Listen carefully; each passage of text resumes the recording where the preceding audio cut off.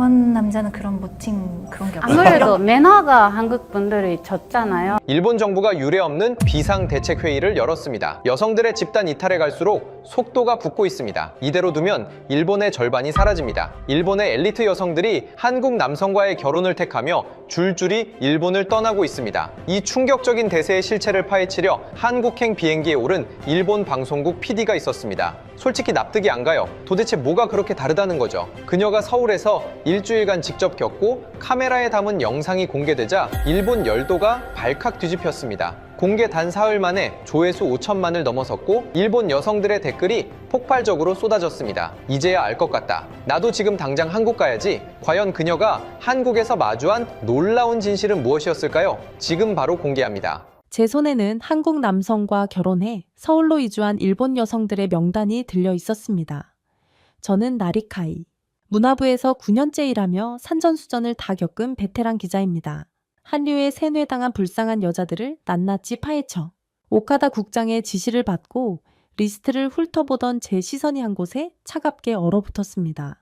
도쿄대 출신 의사, 게이오대 출신 변호사, 와세다 출신 방송작가, 일본 상위 1%의 가장 똑똑하고 냉철한 엘리트 여성 1176명. 그 순간 심장이 미친 듯이 뛰기 시작했습니다. 한류 마케팅 따위에 가장 속지 않을 그녀들이 도대체 왜 자발적으로 조국을 버리고 한국행, 편도 티켓을 끄는 걸까요? 사실 처음 오카다 국장에게 이 아이템을 받았을 때만 해도 저는 이 일이 세면 하단에나 들어갈 가벼운 기삿거리라고 생각했습니다. 한류 붐이 20년째 이어지고 있으니까 그 영향이겠거니 했죠. 케이팝에 빠진 여자들이 한국 남자한테 환상을 갖고 덜컥 결혼했다가 후회하는 사례를 모아서 일본 여성들에게 보내는 경고성 기사를 쓰면 되겠다 싶었습니다. 그런데 파일을 열고 취재를 시작하자마자 이상한 걸 발견했습니다. 한국 남성과 결혼한 일본 여성의 이혼율이 비정상적으로 낮았던 겁니다. 한류에 세뇌당해서 충동적으로 결혼했다면 이혼율이 높아야 정상인데 취재 과정에서 만난 전문가들은 오히려 반대 조합보다 훨씬 안정적이라고 했습니다. 거기다 한국에 거주하는 일본인 결혼 이주 여성을 대상으로 한 조사에서 현재 생활에 만족한다는 응답이 54.4%나 됐습니다. 매우 만족이 24.8%, 만족이 57.6%, 불만족은 고작 0.2%에 불과했죠. 이건 뭔가 이상합니다. 세뇌당한 사람들이 이렇게 높은 만족도를 보일 리가 없잖아요. 저는 모니터 앞에서 고개를 갸웃거렸습니다. 혹시 조사 자체가 편향된 건 아닐까? 표본이 적은 건 아닐까? 기자 본능이 발동했죠. 뭔가 숨겨진 게 있다. 반드시 찾아내야 한다. 그렇게 리스트를 집요하게 파고들다 발견한 것이 바로 서두에 말씀드린 그녀들의 학력이었습니다. 일본 최고 명문대를 나온 여성들이 이 줄줄이 명단에 올라와 있었던 거죠. 잠깐. 이거 이상하지 않습니까? 한류에 세뇌당한 거라면 왜 하필 일본에서 가장 똑똑하다는 여성들이 걸려드는 겁니까? 머리가 좋으면 오히려 안 속아야 정상 아닌가요? 저는 곧바로 편집국장한테 달려갔습니다. 오카다상, 이 기사 가벼운 가십으로는 안 됩니다. 좀 더 깊게 파봐야 합니다. 뭘 더 파? 한류 마케팅에 넘어간 여자들 이야기잖아? 아닙니다. 고학력 여성들이 집중적으로 빠져나가고 있습니다. 이건 단순한 한류 문제가 아닐 수 있어요. 편집국장이 안경을 치켜 올리며 저를 봤습니다. 그럼 뭔데? 그걸 알아내야 합니다. 편집국장은 잠시 생각하더니 고개를 끄덕였죠. 좋아, 현지 취재가. 대신 확실한 거 가져와. 일본 여성들한테 경각심 줄 수 있는 팩트. 경각심. 네, 저도 그때까지는 그게 제 임무라고 생각했습니다. 한류에 속아 넘어간 일본 여성들의 실태를 폭로하겠다. 한국 남자들의 달콤한 말 뒤에 숨겨진 현실을 낱낱이 까발리겠다. 그게 제 기사의 확고한 방향이었습니다. 그런데 그 방향이 완전히 뒤집어지는 데는 일주일도 안 걸렸습니다. 그 전에 하나만 먼저 말씀드려야 할 게 있습니다. 수많은 취재 리스트 속에서 제 눈을 완전히 얼어붙게 만든 이름이 하나 있었거든요. 후지와라 치오. 도쿄대 경제학부를 수석권으로 졸업하고 미즈호은행 본점에서 일하던 제가 아는 가장 이성적이고 냉철한 여자, 그리고 15년 지기 제 가장 친한 친구. 그 이름이 한국 남자와 결혼해서 서울로 이주한 여성 명단 한가운데 적혀 있었습니다. 치호에게 전화를 건 건 그날 밤이었습니다. 사실 연락이 뜸해진 지 꽤 됐었죠. 대학 시절부터 15년을 붙어 다닌 사이인데 어느 순간부터 치호의 답장이 느려지더니 결국 연락이 끊겼습니다. 바쁜가 보다 했죠. 미주호은행 본점이면 당연히 바쁠 테니까요. 그런데 바빴던 게 아니었습니다. 서울에 가 있었던 겁니다. 리카, 오래간만이다. 무슨 일이야? 치호의 목소리는 밝았습니다. 예전에 알던 그 날카롭고 차가운 톤이 아니었어요. 뭐랄까, 힘이 빠진 게 아니라 힘을 뺀 목소리였습니다. 저는 단도직입적으로 물었습니다. 치호, 네오 결혼했다며? 한국 사람이랑? 3초간 침묵이 흘렀습니다. 그리고 치호가 웃었어요. 역시 기자네. 벌써 알았구나. 취재 리스트에 내 이름이 있었어. 아, 그래? 치호는 대수롭지 않다는 듯이 말했습니다. 미즈호은행 수석 애널리스트 출신이 한국 남자와 결혼해서 서울로 이주한 게 대수롭지 않은 일이라니. 저는 속이 부글부글 끓었죠. 치호, 솔직히 말해. 사기당한 거 아니야? 아니면 빚이라도 진 거야? 네가 왜 미즈호를 때려치워? 리카야? 아니 진짜로? 네가 얼마나 힘들게 그 자리까지 올라갔는데 도쿄대 수석이 뭐가 아쉬워서 한국 남자한테? 리카. 치호가 제 말을 끊었습니다. 목소리가 조용해졌어요. 나 괜찮아? 아니, 괜찮은 정도가 아니야. 행복해. 행복하다. 그 말이 오히려 더 불안하게 만들었습니다. 사기당한 사람들이 처음엔 다 행복하다고 하거든요. 한번 와봐. 서울로. 직접 보면 알게 될 거야. 마침 취재 때문에 갈 예정이야. 그럼 됐네. 오면 연락해. 내가 다 보여줄게. 전화를 끊고 나서 한참을 멍하니 앉아 있었습니다. 취재 리스트의 다른 이름들은 그냥 통계 속 숫자였어요. 하지만 후지와라 치호는 달랐습니다. 같이 시험 공부하고 같이 취업 준비하고 같이 술 마시며 울었던 사람이니까요. 치호를 서울에서 직접 만난 건 제가 인천공항에 도착하고 3일째 되는 날이었습니다. 그 사이에 있었던 일들은 뒤에 말씀드리겠습니다. 먼저 치호 이야기부터 끝내야 하니까요. 약속 장소는 성수동의 작은 카페였습니다. 들어서는 순간 치호를 못 알아볼 뻔했어요. 명품 정장 대신 편한 린넨 셔츠, 풀 메이크업 대신 선크림만 바른 맨 얼굴. 미즈호은행 시절 매일 아침 1시간씩 걸려 완성하던 그 칼 같은 외모가 사라져 있었습니다. 그런데 이상하게 10살은 어려 보였어요. 리카 여기야? 치호가 손을 흔들었습니다. 옆에 남자가 앉아 있었죠. 이 사람이 세하야, 윤세하. 한국인 남편이었습니다. 첫인상은 솔직히 실망스러웠어요. 키는 보통이고 얼굴도 평범하고 옷차림도 수수했습니다. 도쿄에서 치호한테 줄 서던 엘리트 남성들과는 비교가 안 됐죠. 안녕하세요, 나리카이상. 치호한테 정말 많이 들었습니다. 일본어가 꽤 유창했습니다. 악수하는 손이 따뜻하고 두꺼웠어요. 사무직 손이 아니라 뭔가 만지는 사람의 손이었죠. 나중에 알았는데 주말마다 요리를 해서 그렇다더군요. 저는 바로 본론으로 들어갔습니다. 기자니까요. 치호, 왜 미주호를 그만뒀어? 치호가 커피잔을 내려놓았습니다. 그리고 저를 똑바로 봤어요. 리카, 너 입사하고 첫 회식 기억나? 갑자기 무슨 회식 이야기인가 싶었죠. 나베 먹었을 때 말이야. 신입이니까 요리 덜어주는 거 당연히 내가 했잖아. 그때 선배가 뭐라고 했는지 기억해? 기억났습니다. 잊을 수가 없었죠. 치호상, 여자력이 좀 부족하네. 나베 건더기를 덜어주는 타이밍이 늦었다고. 국물을 떠주는 순서가 틀렸다고. 여자력이 부족하다고. 도쿄대 경제학부 수석이 이 회식 자리에서 들은 첫 번째 평가가 그거였습니다. 그날 화장실에서 울었어. 기억나지? 기억났습니다. 제가 화장실까지 따라가서 등을 두드려줬으니까요. 근데 리카야, 그게 끝이 아니었어. 치호의 눈빛이 단단해졌습니다. 미주에서 7년 일했어. 실적은 항상 상위 5%였고 그런데 나한테 맡겨진 역할이 뭐였는지 알아? 회의 전에 차 준비하기. 거래처 접대할 때 옆에 앉아서 술 따르기. 남자 상사들 일정 관리해주기. 도쿄대 수석 나온 여자한테 시킨 일이 그거야. 저는 반박하려다가 멈췄습니다. 왜냐면 저도 알고 있었거든요. 아사히 신문에서도 다르지 않았으니까요. 신입 여기자가 하는 일 중 절반은 취재가 아니라 선배들 커피 사오기, 회식 자리 예약하기, 손님 올 때 차 나오기였습니다. 세아 씨는 달라. 치호가 남편을 봤습니다. 윤세아 씨가 멋쩍게 웃었죠. 이 사람은 나한테 차를 타라고 한 적이 한 번도 없어. 오히려 매일 아침 자기가 커피를 내려서 내 책상에 갖다 놔.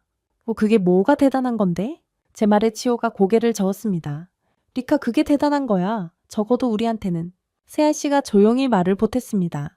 저는 치호가 도쿄대 나온 게 멋있다고 생각했어요. 일본에서는 그게 부담이 됐다는 게 이해가 안 됐죠. 일본 남자들은 나보다 학력 낮은 여자를 원했어. 나보다 연봉 낮은 여자를, 나보다 조용한 여자를. 나는 전부 다 해당이 안 됐지. 치호가 쓰게 웃었습니다. 여기서는 그냥 치호야. 도쿄대 출신 엘리트 은행원이 아니라 그냥 치호. 그게 얼마나 편한지 몰라. 카페를 나서면서 치호가 제 팔을 잡았습니다. 리카 기사 쓰기 전에 부탁 하나만 할게. 뭔데? 내일 시장 같이 가자. 그리고 모레는 세아 씨 어머니도 만나보고 일주일만 여기서 살아봐. 그러면 네가 왜 이런 선택을 했는지 기사 안 써도 알게 될 거야. 저는 고개를 끄덕였습니다. 물론 속으로는 다른 생각을 하고 있었죠. 좋아, 일주일이면 충분해. 이 행복한 척하는 가면 뒤에 뭐가 있는지 반드시 찾아내겠어. 그런데 그때는 정말 몰랐습니다. 가면을 쓰고 있는 건 치호가 아니라 저였다는 걸. 인천공항에 내린 건 치호를 만나기 3일 전이었습니다. 비행기 안에서 저는 취재 노트를 펼쳐놓고 있었죠. 한국 남성의 문제점, 국제 결혼의 함정, 문화 차이로 인한 갈등. 제가 쓸 기사의 뼈대를 미리 짜두고 있었습니다. 결론은 이미 정해져 있었어요. 한류에 속은 일본 여성들의 후회담을 모아서 경고 기사를 쓴다.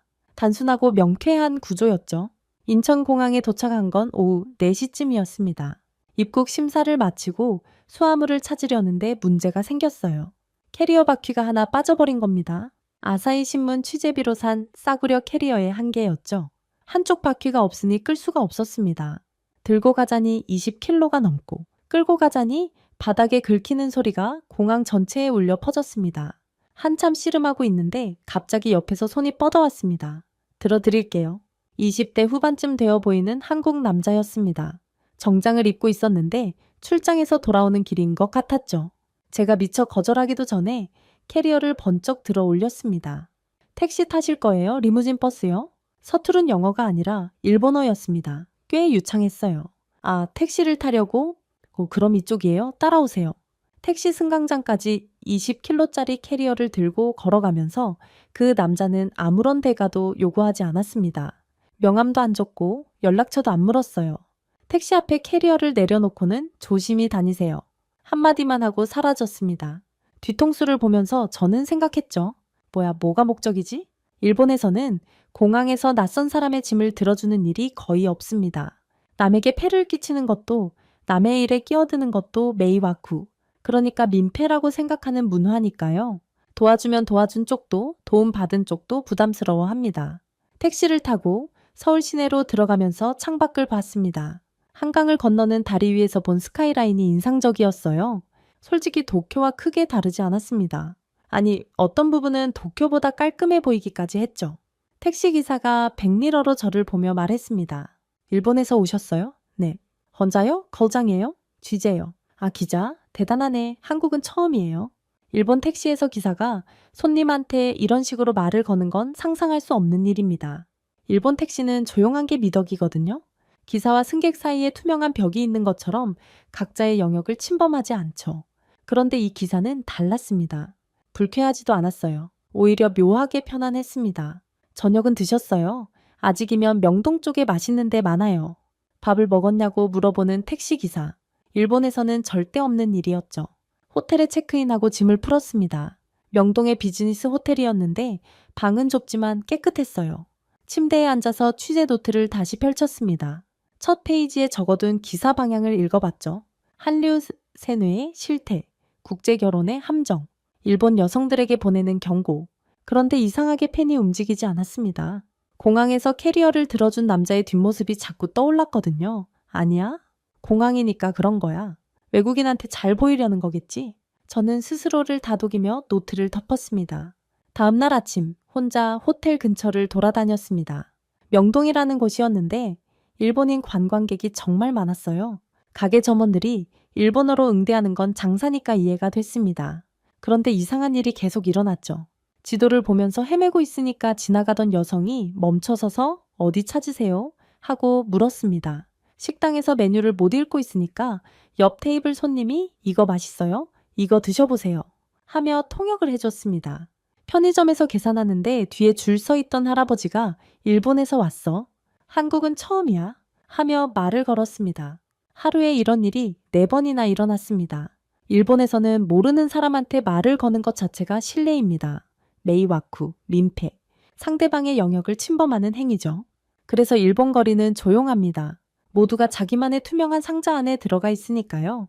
그런데 한국은 그 상자가 없었습니다. 사람들이 툭툭 말을 걸고 도움을 주고 관심을 보이는 게 너무나 자연스러웠어요. 관광지니까 그런 거야. 진짜 한국은 다를 거야. 저는 계속 그렇게 중얼거렸습니다. 하지만 이미 취재 노트 첫 페이지의 기사 방향이 조금씩 흐릿해지고 있다는 걸 스스로도 느끼고 있었죠. 그날 밤 호텔에서 치호에게 메시지를 보냈습니다. 서울 도착했어. 내일 모레 시간 있어? 답장이 바로 왔습니다. 그래, 세아 씨도 같이 올 거야. 그리고 리카, 하나만 부탁할게. 뭔데? 기자 말고 친구로 와줘. 읽고 나서 한참을 핸드폰을 들여다봤습니다. 기자 말고 친구로. 그 말이 묘하게 가슴에 걸렸어요. 왜냐면 솔직히 말하면 저는 치호를 취재하러 가는 거였거든요. 15년 지기 친구를 기사의 소재로 쓰려고 한다는 사실이 갑자기 불편하게 느껴졌습니다. 하지만 그 불편함을 무시했습니다. 기자니까요. 이틀 뒤 성수동에서 치호를 만났고 그 이야기는 앞에서 말씀드린 대로입니다. 치호의 변한 모습, 여자력 발언, 미즈후에서의 7년, 그리고 치호가 던진 제안, 일주일만 여기서 살아봐. 저는 그 제안을 받아들였습니다. 물론 가면 뒤에 진실을 파헤치겠다는 목적으로요. 그런데 가면을 벗겨야 할 대상이 치호가 아니라 저 자신이었다는 건 아직 그때의 저는 알지 못했습니다. 치호가 다음날 아침 데려간 곳은 동네 시장이었습니다. 성수동 골목시장은 아침 8시부터 활기가 넘쳤습니다. 도쿄의 슈퍼마켓과는 완전히 다른 세계였어요.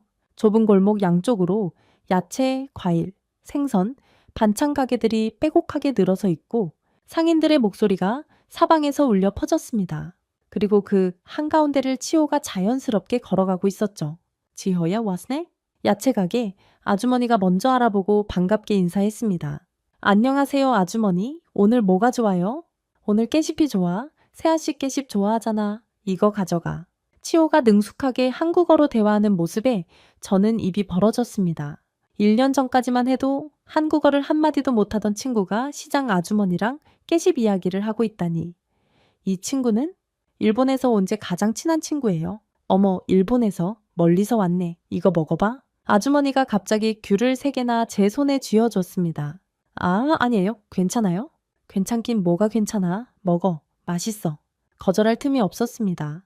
귤을 받아들고 멍하니 서 있는 저를 치호가 웃으며 끌고 갔죠. 다음은 반찬 가게였습니다. 50대쯤 되어 보이는 사장님이 치호를 보자마자 냉장고에서 뭔가를 꺼냈어요. 치호야, 이거 어제 만든 장조림이야. 세아씨 좋아하지? 아, 사장님, 매번 이러시면 안 돼요. 안 되긴 뭐가 안 돼. 정으로 주는 건데. 정. 그 단어를 처음 들은 건 그때였습니다. 돈으로 따지면 안 돼. 정기야, 정. 사장님이 장조림을 봉지에 담아 치호한테 건네면서 한 말이었죠. 저는 옆에서 가만히 지켜봤습니다. 일본에서는 상상할 수 없는 광경이었어요. 가게에서 물건을 공짜로 주는 것도, 그걸 당연하다는 듯이 받는 것도요. 일본에서는 모든 거래가 정확합니다. 100엔짜리를 사면 100엔을 내고 거스름 돈이 1엔이라도 남으면 반드시 돌려줍니다. 주고받는 것이 명확하고 계산이 깔끔한 게 미덕이죠. 공짜로 뭔가를 주면 오히려 부담스러워합니다. 나중에 뭔가를 돌려줘야 한다는 부채의식이 생기니까요. 그런데 여기서는 달랐습니다. 주는 사람도 받는 사람도 부담이 없어 보였어요. 시장을 더 돌아다니는 동안 비슷한 일이 계속됐습니다. 과일 가게에서는 사과를 하나 더 넣어줬고, 두부 가게에서는 맛보라며 순두부를 한 숟갈 떠줬고, 김밥 가게 할머니는 저를 보더니 대뜸 이렇게 물었습니다. 아침 먹었어? 네, 먹었어요. 사실 안 먹었습니다. 호텔에서 커피만 한 잔 마시고 나왔거든요. 그런데 할머니가 제 표정을 읽었나 봅니다. 거짓말, 눈이 허기진 눈이야. 잠깐 앉아봐. 할머니는 저를 가게 안으로 끌고 들어가더니 5분 만에 김밥 2줄을 만들어냈습니다. 호일에 싸서 제 손에 쥐어주며 말했죠. 먹어. 젊은 애가 아침을 걸으면 안 돼. 하메연이 얼마예요? 돈은 무슨 돈? 치호 친구면 우리 손님이야. 저는 당황해서 치호를 봤습니다. 치호는 웃으면서 고개를 끄덕였어요. 감사히 받아, 리카. 할머니 마음이야. 김밥을 받아 들고 시장을 나오면서 양손 가득 짐을 들고 있는 제 모습이 우스웠습니다.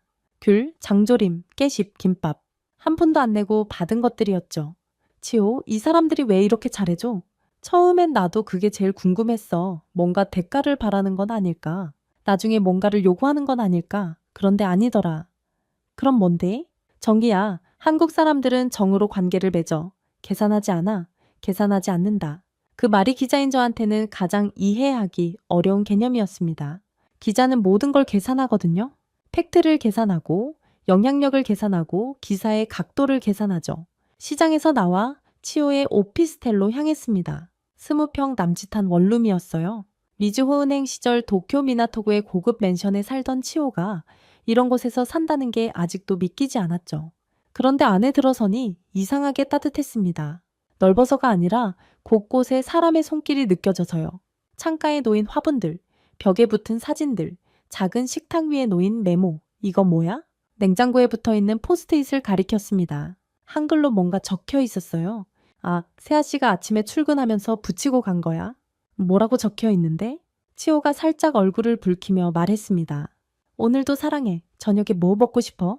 저는 포스트잇을 한참 들여다봤습니다. 한글을 못 읽으니까 그냥 글씨체만 봤는데 삐뚤빼뚤한 글씨가 오히려 진심처럼 느껴졌어요. 매일 이래? 응. 출근할 때마다 메모 하나씩 붙이고 가. 처음엔 소름 돋았어. 소름? 일본에서는 사랑한다는 말 자체가 부자연스럽잖아. 아이시테루.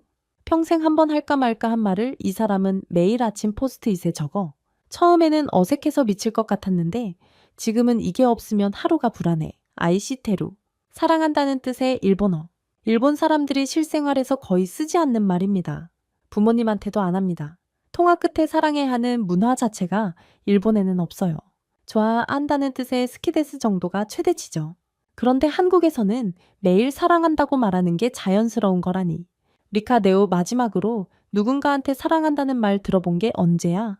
치오의 갑작스러운 질문에 저는 말문이 막혔습니다. 기억이 안 났거든요. 부모님한테도 들어본 적 없고 전 남자친구한테도 들어본 기억이 없었습니다. 나도 그랬어. 34해 동안 한 번도 못 들었어.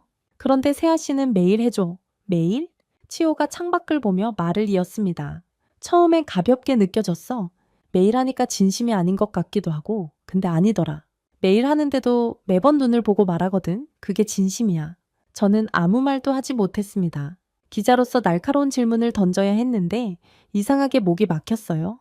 치오가 커피를 내려주면서 말했습니다.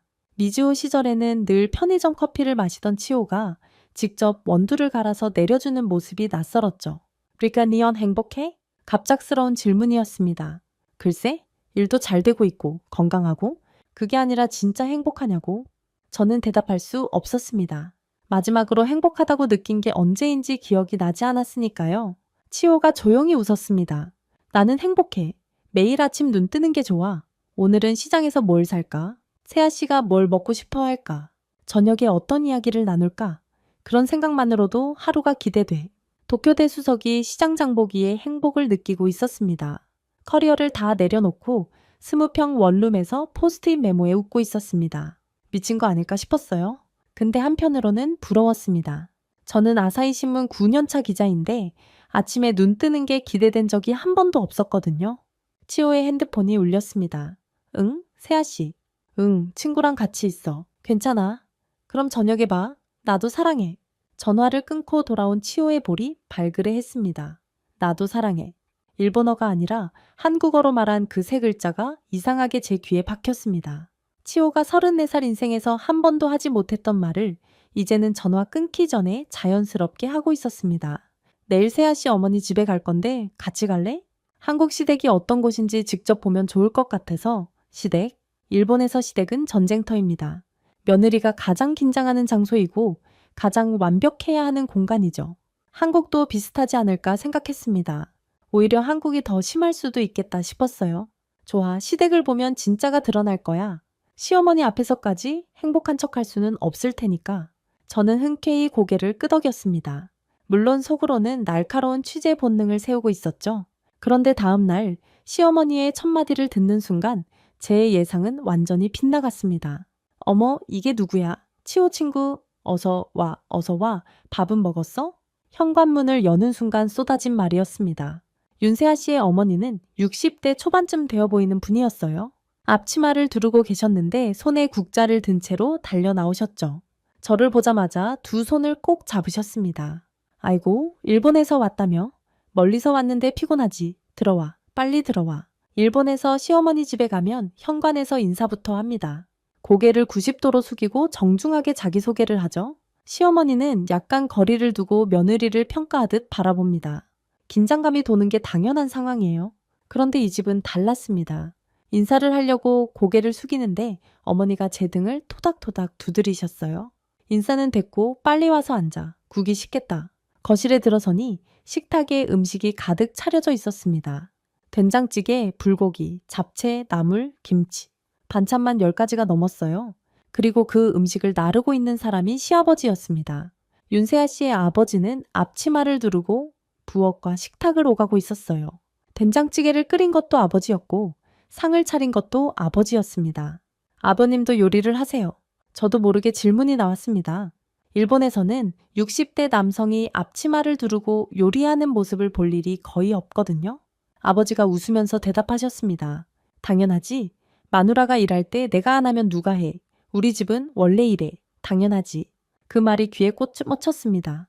당연하다는 듯이 말씀하셨거든요. 나중에 알게 된 건데 OECD 통계에 따르면 일본 남성의 하루 무급 가산 노동 시간은 40일뿐입니다. 선진국 중에서 거의 꼴찌 수준이에요. 일본 여성은 남성보다 하루에 3시간 이상 더 집안일을 합니다. 맞벌이를 해도요. 퇴근하고 나서 시작되는 제2의 근무라는 표현이 있을 정도죠. 그런데 이 집에서는 남편이 된장찌개를 끓이고 아내가 앉아서 기다리는 게 자연스러웠습니다. 우리 아들도 어릴 때부터 가르쳤어.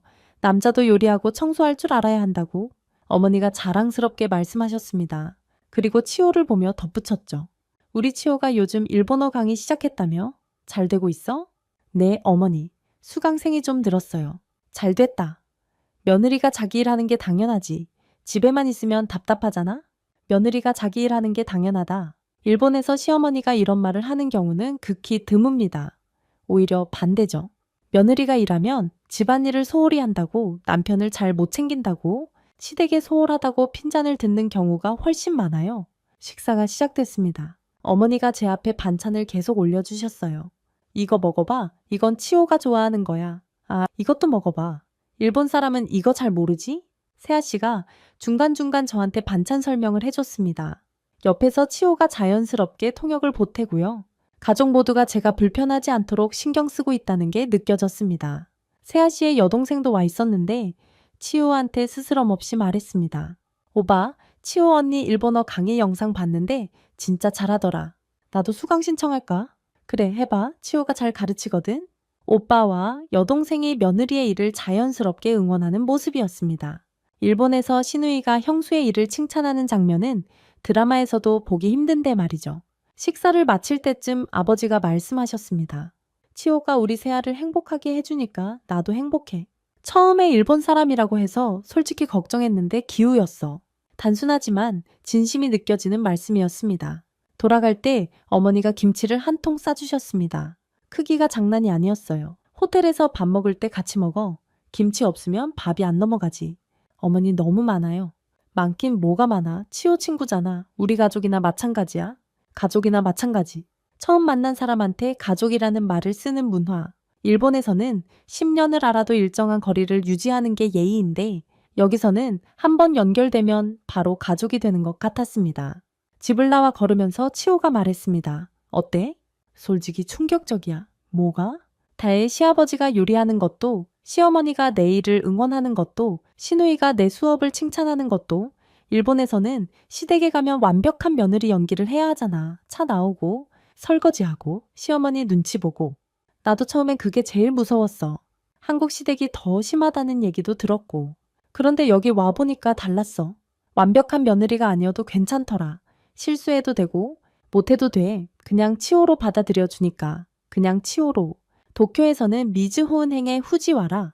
도쿄대 졸업생 후지와라. 후지와라 가문의 딸이었던 치호가 여기서는 그냥 치호였습니다. 호텔로 돌아오는 택시 안에서 저는 김치통을 무릎 위에 올려놓고 멍하니 창밖을 봤습니다. 서울의 야경이 빠르게 지나가고 있었어요. 취재 노트를 꺼냈습니다. 첫 페이지에 적어둔 기사 방향이 보였죠. 한류 세뇌의 실태, 국제 결혼의 함정. 펜을 들었다가 다시 내려놓았습니다. 그 밑에 새로운 메모를 적었어요. 정. 계산하지 않는 마음. 가면을 쓰지 않아도 되는 관계. 그리고 한 줄 더. 나는 왜 행복하지 않은가.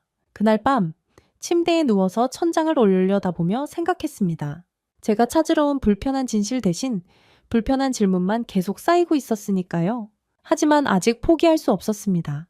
치호의 행복은 인정하더라도 이건 한 명의 사례일 뿐이잖아요. 다른 일본 여성들은 어떨까? 치호가 특별한 행운을 잡은 거 아닐까? 확인하려면 더 많은 사람을 만나봐야 했습니다. 치호한테 부탁해서 서울에 사는 다른 일본인 기혼 여성들을 소개받기로 했죠. 다음 날부터 본격적인 인터뷰가 시작됐습니다. 그리고 그 인터뷰들이 저를 완전히 무너뜨렸습니다. 치호가 소개해준 여성은 5명이었습니다. 전부 일본에서 한국 남성과 결혼해 서울이나 경기도에 정착한 사람들이었죠. 저는 기자 본능을 총동원해서 인터뷰에 임했습니다. 반드시 균열을 찾아내겠다는 각오로요. 첫 번째는 아오이 씨, 31살. 도쿄의 대형 광고 대행사에서 일하다가 한국인 남편과 결혼해 서울로 온 지 2년째였습니다. 강남의 카페에서 만났는데 첫 마디부터 예상 밖이었어요. 나리카이상 한국 남자의 가장 큰 차이점이 뭔지 아세요? 연락이에요. 연락이요? 일본에서 남자친구랑 사귈 때 일주일 동안 연락 한 번 없는 게 정상이었어요. 용건이 있을 때만 연락하는 거죠. 그게 서로의 프라이버시를 존중하는 거라고 배웠으니까. 아오이 씨가 웃었습니다. 근데 한국 남편은 점심시간마다 전화해요. 뭐 먹었어? 오늘 어때? 저녁에 뭐 하고 싶어? 처음엔 감시당하는 줄 알았어요. 솔직히 질식할 것 같았죠. 지금은요? 지금은 그게 없으면 불안해요. 아, 오늘은 왜 전화 안 하지? 하고요. 아오이 씨가 뜨거운 아메리카노를 한 모금 마시며 말했습니다. 목소리가 듣고 싶어서 전화하는 거래요. 일본에서는 한 번도 들어본 적 없는 이유였어요. 두 번째는 마오 씨, 35살. 오사카에서 간호사로 일하다가 3년 전에 한국으로 왔습니다. 제가 한국에서 처음 감동받은 게 뭔지 아세요? 식당 문이에요. 문이요? 남편이 식당 갈 때마다 문을 잡아줘요. 제가 먼저 들어가게. 일본에서는 한 번도 경험해 본 적 없었어요. 한국 여성분들한테는 그게 당연한 거라면서요. 당연한 것. 한국 사람들한테는 너무 사소해서 의식도 못하는 행동이 일본 여성한테는 감동이 되는 거였습니다. 세 번째, 세씨, 29살. 나고야의 IT 기업을 그만두고 서울에 온 지 1년 반이었습니다. 이 인터뷰가 저를 가장 크게 흔들었어요. 남편이 매일 사랑한다고 해요. 세씨가 말하는데 갑자기 목소리가 떨리기 시작했습니다. 일본에서는 아이시테루라는 말 자체가 부자연스럽잖아요. 부모님도 안 하고 연인 사이에서도 거의 안 하고 스키데스 좋아한다는 말 정도가 최대치인데 세씨의 눈에 물기가 맺혔습니다. 한국 남편은 매일 아침 출근하면서 사랑해. 저녁에 집에 오면서 사랑해. 자기 전에 사랑해. 처음엔 가볍다고 생각했어요. 매일 하니까 진심이 아닌 것 같기도 하고. 그런데요? 근데 어느 날 깨달았어요. 이 사람은 매번 제 눈을 보고 말한다는 걸. 습관이 아니라 진심이라는 걸. 세씨가 결국 울었습니다. 저는 녹음기를 들고 가만히 앉아 있었어요. 기자로서 질문을 이어가야 하는데 목이 막혀서 아무 말도 못했습니다. 나리카이상, 저는 29해 동안 한 번도 사랑한다는 말을 들어본 적이 없었어요. 부모님한테도요. 그게 당연한 줄 알았어요. 사랑은 말로 하는 게 아니라 태도로 보여주는 거라고 배웠으니까. 세씨가 눈물을 닦으며 말했습니다. 근데 말로 들으니까 달라요. 정말 달라요. 네 번째, 유카리 씨, 38살. 교토대학 연구원 출신으로 남편보다 3살 연상이었습니다. 일본에서 저는 크리스마스 케이크였어요. 크리스마스 케이크요? 25일이 지나면 가치가 떨어진다는 거죠. 25살 넘으면 결혼 시장에서 가치가 없다는 뜻이에요. 30대 중반의 대학원까지 나온 여자는 아예 대상에서 빠지는 거죠. 유카리 씨가 담담하게 말했습니다. 한국 남편한테 처음 나이 얘기했을 때 이 사람이 뭐라고 맺었는지 아세요? 인생 경험이 많아서 좋다고, 연상이라 편하다고. 일본에서는 그런 반응을 받아본 적이 없으신 거죠? 한 번도요. 5번째 인터뷰가 가장 극적이었습니다. 리나 씨 33살. 도쿄 증권사 출신이었고 남편 백동염 씨와 함께 나와줬습니다. 리나 씨가 들려준 이야기는 이랬습니다. 결혼 전 리나 씨가 야근 때문에 약속에 못 간 날이 있었대요. 연락도 제대로 못했고요. 약속 장소는 서울의 한 지하철역 앞이었는데 그날 기온이 영하 7도였습니다. 다음날 아침에 미안하다고 전화했더니 괜찮다고 하더라고요. 근데 나중에 친구한테 들었어요. 이 사람이 그 역 앞에서 7시간을 기다렸다는 거예요. 7시간이요? 영하 7대서요? 저는 백동겸 씨를 봤습니다. 그가 멋쩍게 웃으며 말했어요. 전화하면 리나가 미안해할까 봐요. 혹시 오나 싶어서 기다린 건데 별거 아니에요. 별거 아니라고 했지만 리나 씨의 눈에는 또 눈물이 고이고 있었습니다. 5명의 인터뷰를 마치고 호텔로 돌아오는 택시 안에서 저는 녹음기를 끄고 혼자 울었습니다. 왜 울었냐고요? 5명의 여성이 공통적으로 한 말 때문이었습니다. 여자라서 죄송합니다를 말하지 않아도 되는 나라. 일본에서 여성으로 산다는 건 끊임없이 사과하는 삶이었습니다. 회의에서 의견을 내면 여자가 너무 나서면 안 된다. 야근하면 여자가 그렇게까지 할 필요 없다. 결혼 안 하면 여자가 왜 결혼을 안 하냐. 결혼하면 여자가 왜 일을 계속하냐. 뭘 해도 여자라서 미안해야 하는 사회. 세계경제포럼이 발표한 성별 격차 지수에서 일본은 148개국 중 118위입니다. G7은 꼴찌예요. 일본 여성의 무급 가사노동 가치가 111조엔이라는 통계도 있고요. 이 숫자들이 뜻하는 건 간단합니다. 일본은 여성에게 침묵과 희생을 요구하는 사회라는 거예요. 그리고 5명의 여성은 그 사회에서 탈출한 사람들이었습니다. 택시에서 내려 호텔 로비를 지나면서 저는 취재 노트를 꺼냈습니다. 첫 페이지의 기사 방향은 이미 2줄로 그어져 있었어요. 한류 세뇌의 실태. 이 줄은 더 이상 유효하지 않았습니다. 대신 새로운 제목이 떠올랐습니다. 하지만 그걸 기사로 쓸 수 있을까? 아사히 신문이 그런 기사를 실어줄까? 오카다 편집국장이 허락할까? 그 고민을 안고 방에 들어갔는데 핸드폰에 메시지가 와 있었습니다. 오카다 편집국장이었죠. 나리카이, 기사 방향 정했어. 언제 송고할 수 있어? 저는 핸드폰을 내려놓고 한참을 천장만 바라봤습니다. 기사를 써야 합니다. 하지만 어떤 기사를 쓸 것인가? 편집국장이 원하는 기사를 쓸 것인가? 제가 본 진실을 쓸 것인가? 그리고 그보다 더 근본적인 질문이 있었습니다. 이 여성들의 이야기를 취재하면서 계속 떠오르는 질문. 제 자신에 대한 질문이었죠. 그날 밤 호텔 책상 위에 취재 자료를 전부 펼쳐놓았습니다. 녹음 파일 5개, 인터뷰 메모 47페이지, 통계 자료 프린트물, 시장에서 받은 영수증들, 그리고 시어머니가 싸주신 김치통. 자료를 정리하면서 숫자들을 다시 들여다봤습니다. 세계경제포럼 성별 격차 지수, 일본 118위, G7 꼴찌. 일본 여성의 무급 노동, 가치 111조엔. 일본 남성의 하루 가사 노동 시간 41분. 한국 거주 일본인 결혼 이주 여성의 생활 만족도 64.4%. 숫자는 명확했습니다. 기사를 쓰기에 충분한 팩트였어요. 하지만 숫자가 설명하지 못하는 게 있었습니다. 새씨가 사랑한다는 말을 들으며 흘린 눈물, 시장 할머니가 김밥을 말아주던 손, 시아버지가 앞치마를 두르고 된장찌개를 끓이던 뒷모습, 영아칠 돼서 7시간을 기다린 남자의 멋쩍은 웃음. 이런 것들은 통계에 나오지 않습니다. 취재 노트 마지막 페이지에 치호가 했던 말이 적혀 있었습니다. 리카, 넌 행복해? 그 질문이 자꾸 머릿속을 맴돌았어요. 그리고 그 질문 아래로 제 기억이 줄줄이 풀려 나왔습니다. 아사히 신문에 입사한 건 26살 때였습니다. 문화부 배치를 받고 처음 출근한 날, 선배가 제일 먼저 알려준 건 기사 쓰는 법이 아니었어요. 나리카이, 부장님 커피는 블랙이야. 차장님은 카페라테. 아침 9시까지 갖다 놓으면 돼. 커피 주문을 외웠습니다.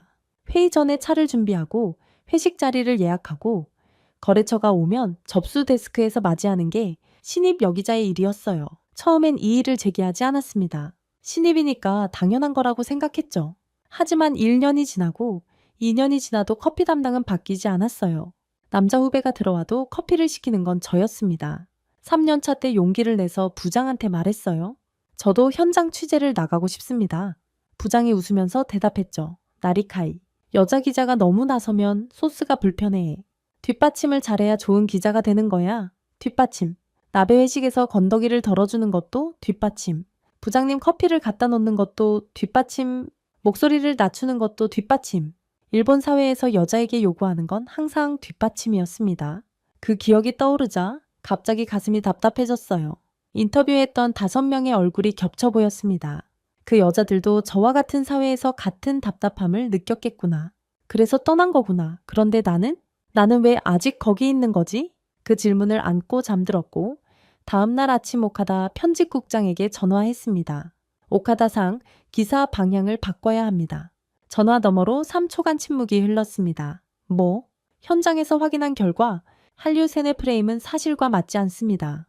고학력 여성들이 한국을 선택하는 건 한류 때문이 아니라 일본 사회의 구조적 문제 때문입니다. 나리카이, 지금 무슨 소리를 하는 거야? 일본 여성들이 도망치는 겁니다. 일본에서. 편집국장의 목소리가 차가워졌습니다. 네요, 지금 한국 홍보 기사를 쓰겠다는 거야? 아사히가 그런 기사를 실을 것 같아. 팩트를 쓰겠다는 겁니다. 성별 격차 지수 118위, 여성 무급 노동 111조엔. 이 숫자를 외면하고 한류 세뇌 기사를 쓰면 그건 저널리즘이 아닙니다. 그 기사 쓰면 너 여기서 끝이야. 알아? 알고 있습니다. 그래도 쓸 거야? 네. 전화를 끊고 나서 손이 떨렸습니다. 9년차 기자의 커리어를 걸었으니까요.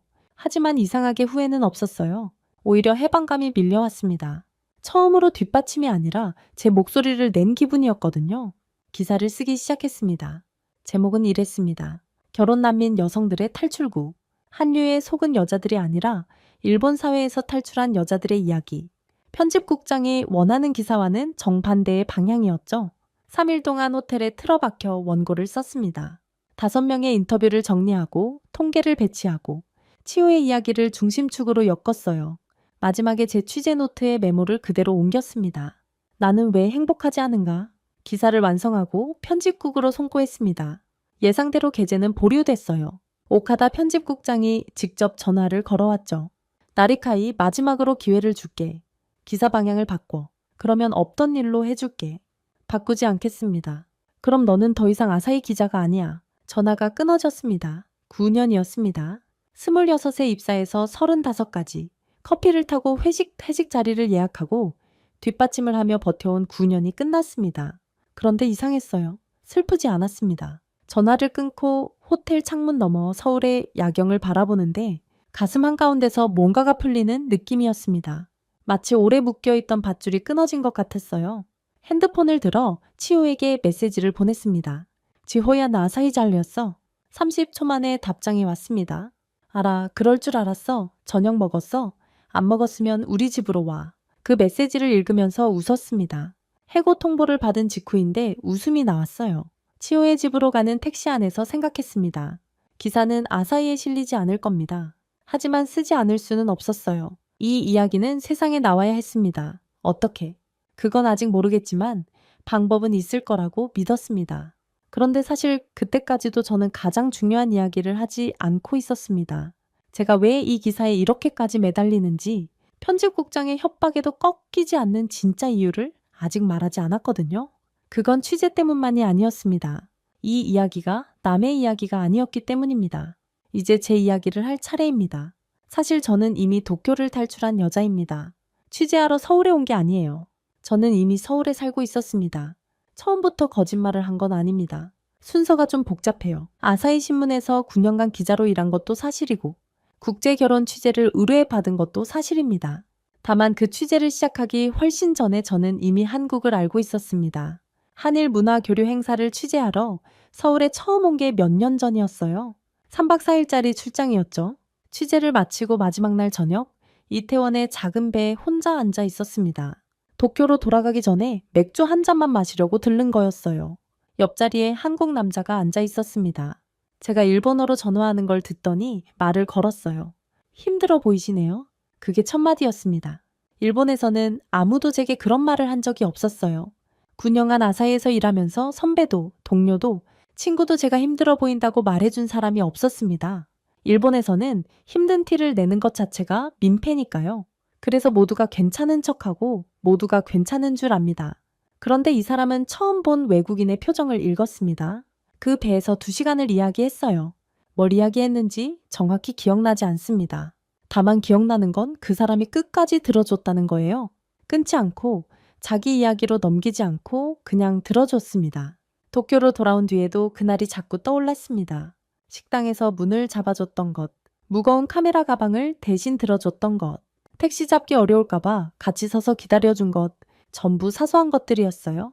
하지만 그 사소한 것들이 합쳐지니까 하나의 질문이 됐습니다. 왜 일본에서는 이런 걸 한 번도 경험하지 못했을까? 그 뒤로 서울을 몇 번 더 찾았습니다. 취재를 핑계로, 여행을 핑계로, 올 때마다 같은 걸 느꼈어요. 여기서는 제가 기자 나리카이가 아니라 그냥 나리카이였습니다. 여자라서 죄송하지 않아도 됐고, 뒷받침하지 않아도 됐고, 완벽하지 않아도 괜찮았습니다. 그리고 결국 결심했습니다. 도쿄를 떠나기로. 아사히 신문을 그만두고 서울의 프리랜서 기자로 정착했습니다. 부모님은 반대하셨어요. 친구들은 미쳤다고 했고요. 하지만 저는 알고 있었습니다. 도쿄에서 1년 더 버티면 더 단단한 가면이 굳어붙을 거라는 걸. 그 가면이 완전히 제 얼굴이 되기 전에 벗어야 했습니다. 그래서 국제결혼 취재를 의뢰해 받았을 때 제 심장이 뛰었던 겁니다.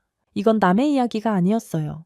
제 이야기였습니다. 한국으로 탈출한 여자, 그게 저였으니까요. 치호한테 이 이야기를 한 건 아사히에서 잘린 그날 밤이었습니다. 치호의 집 거실에 앉아서 세아 씨가 끓여준 된장찌개를 먹으면서요. 리카 왜 진작 말 안 했어? 기자니까 취재 대상한테 자기 이야기를 하면 안 되잖아. 나는 취재 대상이 아니라 네 친구야. 치호가 제 손을 잡았습니다. 그래서 기사에 그렇게 매달린 거구나. 남의 이야기가 아니라 내 이야기니까. 맞았습니다. 5명의 여성을 인터뷰하면서 제가 울었던 건 그들의 이야기가 슬퍼서가 아니었어요. 제 이야기였기 때문입니다. 세 씨가 사랑한다는 말에 울 때 저도 같이 운 건 저도 그 말이 그리웠기 때문입니다. 기사는 아사히에 실리지 않았습니다. 하지만 저는 이 이야기를 포기하지 않았어요. 서울의 작은 원룸에서 원고를 다시 쓰기 시작했습니다. 기사가 아니라 책으로. 제목은 지극히 기적인 일본. 일본이라는 나라를 그 안에서 숨쉬지 못하던 여자의 눈으로 다시 쓴 기록이었습니다. 그리고 그 책이 세상에 나왔을 때 제가 예상하지 못한 일이 벌어졌습니다.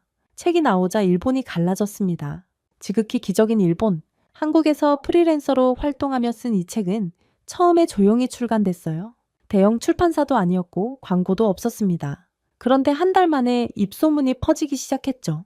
먼저 온라인에서 터졌습니다. 일본 여성들의 반응이 폭발적이었어요. 서점 리뷰가 하루에 수백 개씩 올라왔습니다. 드디어 누군가 말해주었다. 내가 느꼈던 게 착각이 아니었다. 저도 회사에서 매일 차를 타요. 이게 정상이 아닌 거였군요. 32살 독신입니다. 결혼 안 하냐는 압박에 매일 시달려요. 한국에는 정말 다른 삶이 있나요? 물론 반대쪽도 거셌습니다. 매국녀. 한국의 세노에 당한 기자. 일본의 수치. 양쪽의 댓글이 동시에 쏟아졌고 그 자체가 뉴스가 됐습니다. 일본 언론들이 찬반 보도를 쏟아냈어요. 아사히 신문에서 게재를 거부당한 기사가 책이 되어 돌아온 거였죠. 한국에서도 화제가 됐습니다. 일본 기자가 본 한국의 진실이라는 제목으로 기사가 나갔고 우리가 당연하게 여기는 게 이렇게 소중한 건가 하는 반응이 이어졌어요. 그 중에서 제 가슴에 가장 깊이 박힌 건 한 통의 메일이었습니다. 나리카이님, 저는 50대 주부입니다. 평생 남편과 아이들을 위해 살았습니다. 당신의 책을 읽고 처음으로 나는 어떻게 살고 싶은가 생각해 봤어요. 너무 늦었을까요? 너무 늦었을까요? 이 한 문장을 읽고 한참을 울었습니다. 50년을 참고 살아온 여자가 처음으로 자기 자신에게 질문을 던진 거잖아요. 제 책이 그 질문의 계기가 됐다는 게 믿기지 않았습니다. 하지만 가장 예상치 못한 반응은 다른 데서 왔습니다. 도쿄의 어머니에게서 전화가 걸려온 건 책이 나오고 2주째 되는 날이었어요. 저는 각오했습니다. 화를 내실 거라고, 집안 망신이라고 하실 거라고. 리카야. 어머니의 목소리는 의외로 조용했습니다. 책 읽었어. 여면이죠. 잠깐. 엄마가 먼저 할 말이 있어. 어머니가 심호흡을 하셨습니다. 전화 너머로 숨소리가 들렸어요. 엄마도 그랬어. 네? 아버지한테 사랑한다는 말 한 번도 못 들었어. 평생. 그게 당연한 줄 알았는데 내 책을 읽고 나니까 처음으로 서러웠어. 저는 아무 말도 못했습니다. 네가 도쿄를 떠났을 때 원망했어. 왜 멀리 가는 거냐고. 일본에서 충분히 잘 살 수 있는데 왜 굳이 한국이냐고.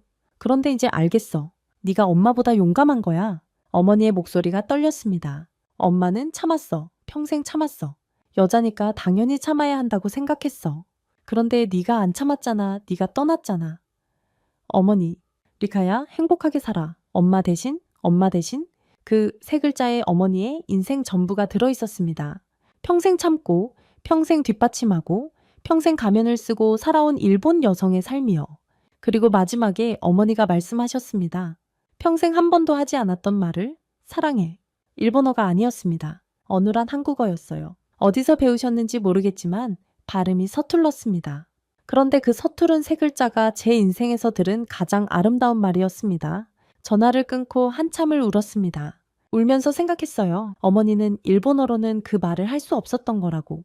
아이시테루라는 말이 너무 무겁고 부자연스러운 나라에서 60년을 사셨으니까.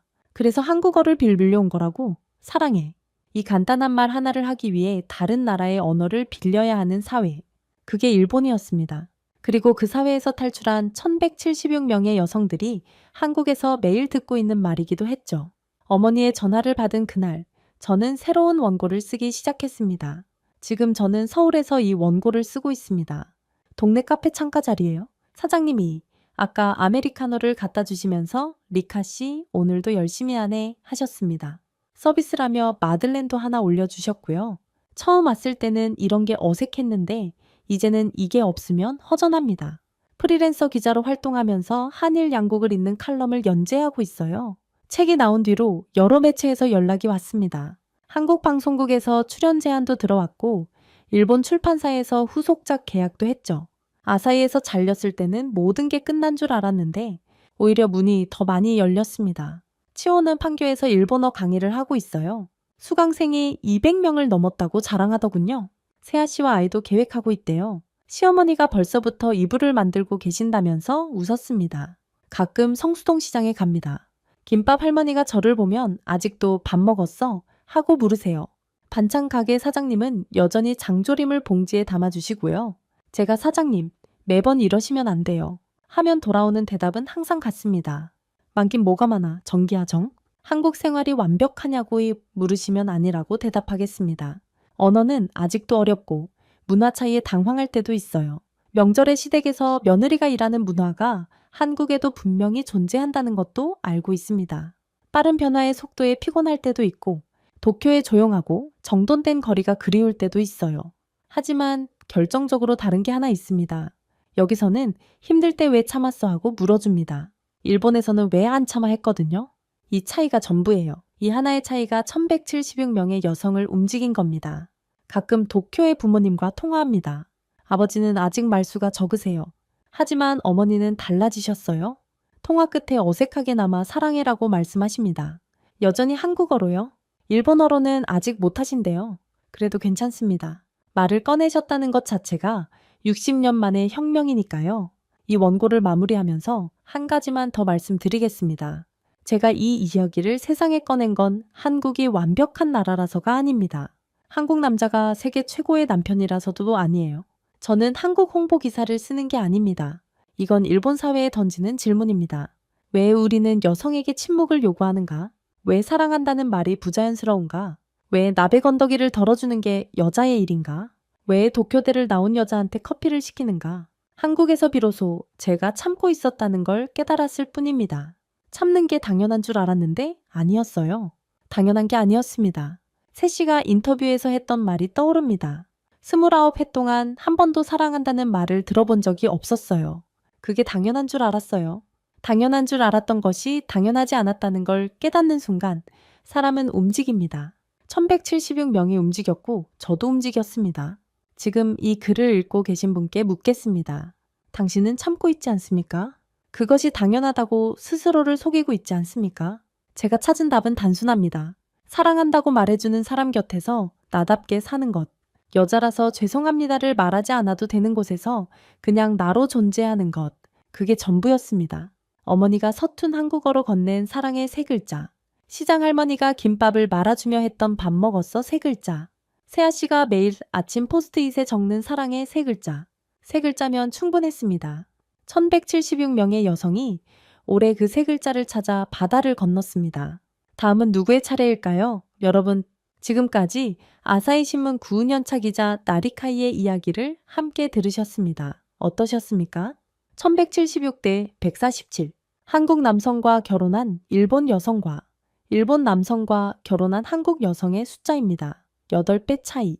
그리고 한국에 정착한 일본인 여성의 64.4%가 현재 생활에 만족한다고 답했습니다. 성별 격차 지수 148개국 중 118위인 나라에서 탈출한 여성들이 바다 건너 이곳에서 찾은 건 거창한 게 아니었습니다.